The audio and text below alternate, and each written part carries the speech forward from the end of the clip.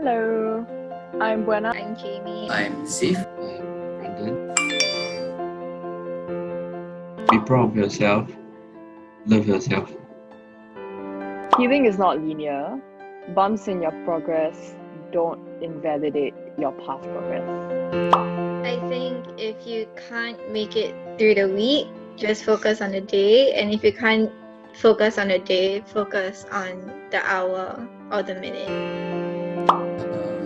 I guess one thing important for everyone to know: 2 steps forward, 1 step back. It's still a step forward. Take it as progress along the way.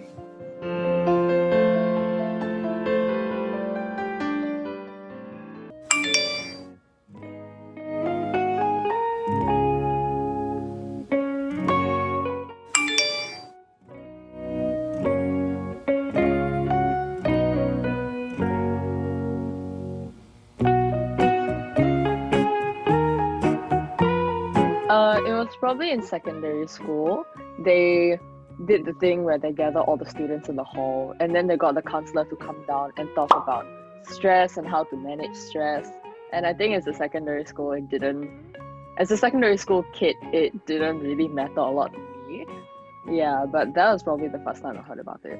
In my course, like in year 1, like mental health was just like briefly talked about, but in some sense, I never really put much thought about it. It was only in year 2 when things happened in my life, and then the whole concept of like mental health became more prominent to me.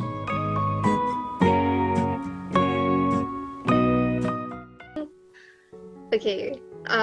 For me, I realized the importance of mental health after I saw my psychologist. But I think it only really hit me when I was ending Sec 3, coming Sec 4. Yeah, and at that point in time, I had a lot of things going on in my life. And so she suggested a gap year, like a gap year for my education to actually help me get over the crisis, essentially. Yeah, so I think it was only then where it hit me at my lowest. Yeah. When did I realize it? Was actually last year. So basically, things in my life happened, and then like I turned to drinking a lot, and then like at some point I drank a lot until the point where my friends I could tell the point where my friends were pissed at me for drinking too much and not controlling my addiction in some sense. And I guess what happened was that I saw a few of my friends like actually tear up over me, and I was like, then I think that was when I realized like, oh, I cannot let them quote unquote suffer because of me. And that was when I really started to like try to get in some sense more of my addiction cycle. But something along the way was that I was just like a leader for a youth expedition trip to Nepal last year, and then working with the people in there really helped me a lot. And during the trip itself was just that on my bad mental health days, they kept calling me out, or they noticed that I wasn't myself, and I told them I was okay, but they could tell I was lying. And I think during that trip itself, it made me realize that I can no longer pretend that I'm fine. I really need to seek professional help. So yeah.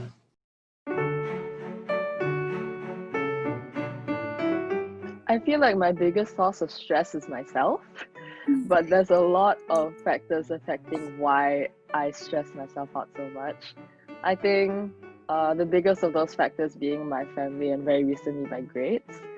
I think because I'm graduating this year, and there's always that pressure that you have to get at least 3.8 or 3.7 to get to a good uni. And when I got my results back for this sem, I became very, very stressed because now I'm not sure if I'm going to continue with what I'm doing into uni.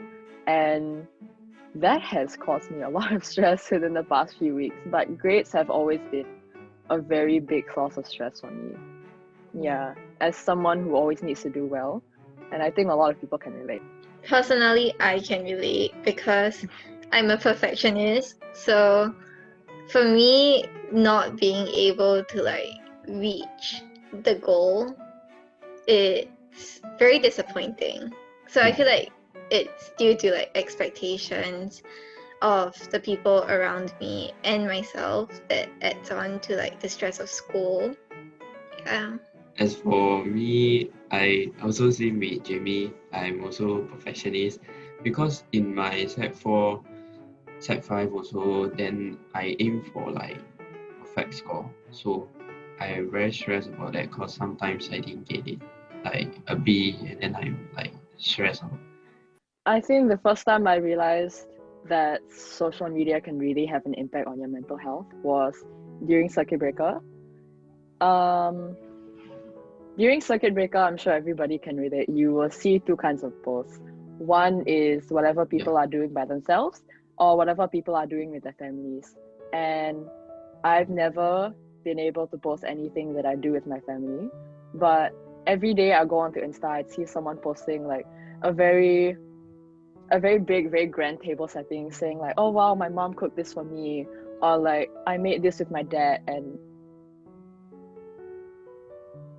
I never made anything with my parents. I don't play the Switch with my siblings. I don't exercise with my family. And I think during circuit breaker, it became very, very easy to compare your lives to everybody else. And even now, it's still very easy to compare your lives to whatever you see on social media. And I think a lot of times people forget that social media is a super filtered version of someone's life. So you really only see the good parts, and it becomes very easy to compare yourself to all the good things that you see. And when you compare yourself, you start to get very sore about the fact that why is my life not like this? Why am I not eating fancy meals? Why am I not eating like a fancy cut of steak? Why am I still eating instant noodles for like my third time today? And I got very tired of that mentality because I knew that feeling sorry for myself wasn't going to change anything. And because I was in such a bad place that not feeling sorry for myself wasn't an option, I just decided to remove whatever made me feel sorry for myself. So I just went on an unfollowing spree. I just looked at my followers list. I unfollowed everybody who I haven't had any meaningful interaction with in a long time.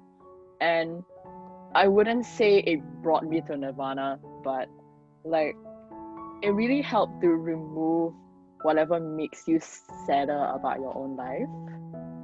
Yeah, because then I haven't stopped. Social media has stopped being the cause of me comparing my own family life to other people.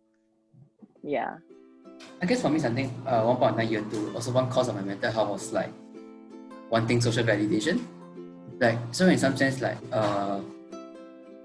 especially when I joined this kind of like FOC and everything, I was like, oh, I get more followers, I get more likes. I was like, oh, that feeling's nice. But as like time get by, I was like, oh, I see so many people posting at the same time. Then they get so many likes. Then I don't post as much. I was like, I feel pressure to post for no reason also. And then like in the end, one point of time I just realized like, why do I even want to have so many people following my Instagram when I don't feel like I am myself? So that's when I like from like 500 followers I removed until now I have like 60 plus. So yeah, I think that social media detox, like unfollowing people and removing people, really helped me keep my sanity in some sense in terms of who I really want to be and who I want to show more comfortably to the people following me on my social media. I realize it's not just social media. It's very easy to compare your life to anybody else in any way, but I feel like social media is just the most prominent source of comparison. Like, for example, if you go on to, let's say, a design website because you're looking for inspiration for a project, it's also so easy to compare yourself to like other professionals or to other people's work also. I think the only thing I can say is that, well, the grass is always green on the other side. So for me, I feel like expectations are kind of the root of it all. Like, you expect yourself to be like other people, you expect yourself to be different from other people, you expect yourself to be at the top, you expect yourself to do well in something, and then you don't. So I feel like managing expectations is really important. But more than that, I feel like a stressor, at least for me, it's the relationships around me, because they cause an expectation on me subconsciously at times. Or maybe they don't, but it's just how I perceive their words to be, reading between the lines. It's like, oh, okay, you actually want me to do this, even though you didn't explicitly say so. Yeah, so for me, my relationships were a stressor, and I did cut out a lot of people mentally in my entire life. I feel like sometimes it is necessary to cut out certain people from our lives in order to do better. Personally, I feel like if you don't know who you're cutting out, kind of question if you have time for them. Because you only have 24 hours in a day. You go to school for 8 hours, you sleep for maybe 6 hours, even though that's not healthy. But at the end of the day, you only have so much time for yourself, for the people who you choose to be in your life. Yeah. Don't let other people dictate whether they should be in your life. You decide for yourself.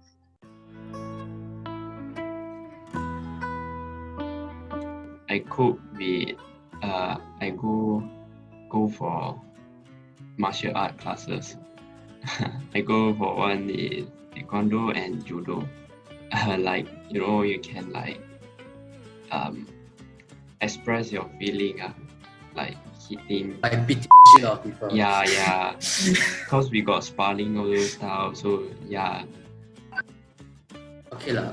Honestly, taking care of your own mental health, I feel that there's no perfect solution for everyone. It can be, for me, sometimes I take care of my own mental health by drinking, but I try to control how much I drink nowadays, or maybe just going out alone. Even if I do drink, like if I really want to get drunk, probably I make sure that day I have someone who can take care of me. So yeah. I think there's no one size fits all answer, and you do you, basically. You find whatever works for you. If it is deemed unhealthy by society, at least you are still here. They don't have the right to judge your coping mechanisms. Yeah. And personally, for me, I've experienced a great variety of coping mechanisms when I was trying to lift myself up. And it's a journey, just like how life is a journey. Just because you have a coping mechanism doesn't mean that you're gonna be fine. You're gonna be alright, everything's gonna go smoothly. And just because you have that coping mechanism for now, it doesn't mean you'll have that coping mechanism for the rest of your life. It comes in seasons, and I think people shouldn't be frustrated if something doesn't work out for them but works out for other people. Yeah, personally for me, gratification journal worked, but also I self-harmed before. That worked for me for a period of time before I could move on to something better. Yeah, so I think just take it in steps. Yeah.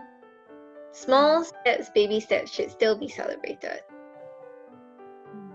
And again, I think adding to what Jamie said, just because something works for you doesn't mean it works for other people. Just because it works for other people doesn't mean it works for you. And I think at one period, I really tried to force myself to get into exercising, because everybody I went to for help said, go for a walk, go cycle. I don't even know how to ride a bike. I wasn't motivated enough to learn. I hate running. So obviously exercise is not the right answer for me. And it took me a while to realize that just because I don't cope the way everybody says I should cope doesn't make my coping any less valid. Yeah. Yeah, and I guess I think Jamie also mentioned baby steps. I guess how to say, when some people suffer relapses in their mental health, they see it as like a reset, but more like, I want to say is that don't see it as a reset. It's more like 2 steps backward, 2 steps forward, 1 step backward, and then you use it as a reflection point. In fact, people should add relapses to their progress. I feel like, okay, this is not talked about in society a lot, and self-harm has been like dissed and like terribly like attention seeking, like people call it attention seeking and all that. But if you think of it from another perspective, right, you did it because you wanted to live. Like you did it because you didn't know how to handle a certain situation in your life. And so instead of venting it out on other people, you vent it on yourself. Yeah, and I think it's amazing if you are struggling to live, because a lot of people think that you do it because you are like weak and stuff. But if that is your last clinging hope to life, I'd say do it because we'd rather you be alive than dead.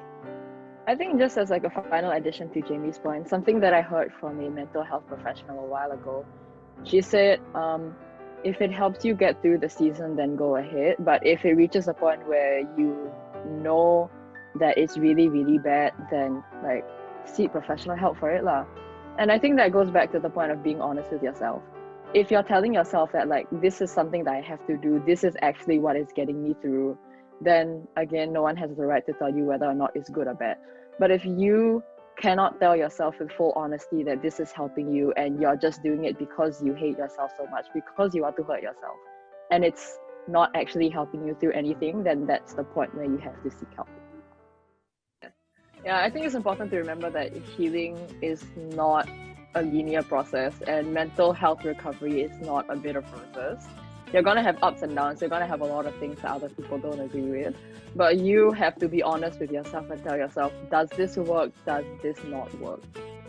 Yeah, because even if something that you are doing doesn't ring well with the rest of society, if it works for you, if it gets you through a certain season to a better point in your life, then go ahead. It's not for other people to decide what helps you and what doesn't. And I think like, Brianna's point, being honest with yourself and honestly 1 step forward. And then slowly, it can be beyond being honest with your close friends as well. Even if you reach out for professional help, being honest with your mental health professional is really another step forward. But being brave enough, to acknowledge that you need help and everything, I think that's really courageous in itself, and there's nothing to be ashamed about it. I wanted to say something. Have a close community that you can rely on and support with. Okay, I feel like nowadays, because of social media or other aspects of your life, popularity seems to be a very big thing. But honestly, you'd rather be happy with like 2 to 3 good friends than lonely in a group of friends. Popularity is overrated, that's all I can say.